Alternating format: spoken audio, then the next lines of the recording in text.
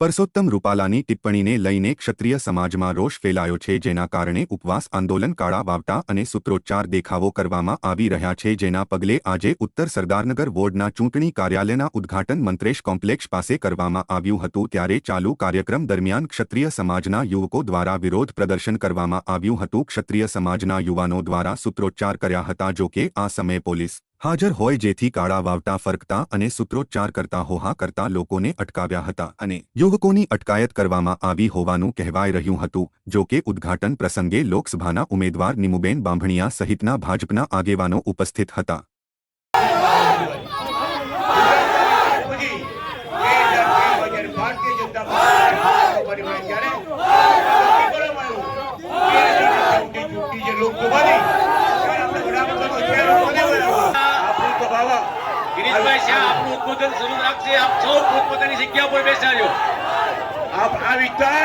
भारतीय जनता पक्ष गढ़ कहवाय। गढ़ अमदावाद होय ने तो खाड़िया ई भाजपनो गढ़ कहवाय ने।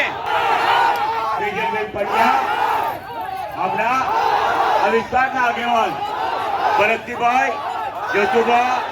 ભારત માતા કી જય જય શ્રી રામ, જય જય શ્રી રામ, જય જય શ્રી રામ। આપણે શાંતિથી બેસી જાઓ। જય જય શ્રી રામ, બેસી જાઓ। આપણી સભાનું કામ ચાલુ છે। ગુજરાતની વાત કરીએ તો 2001 માં જ્યારે નરેન્દ્રભાઈ મોદી નિમુબેનનું આપણે સ્વાગત કરીએ છીએ। જય જય શ્રી રામ, ભારત માતા કી, ભારત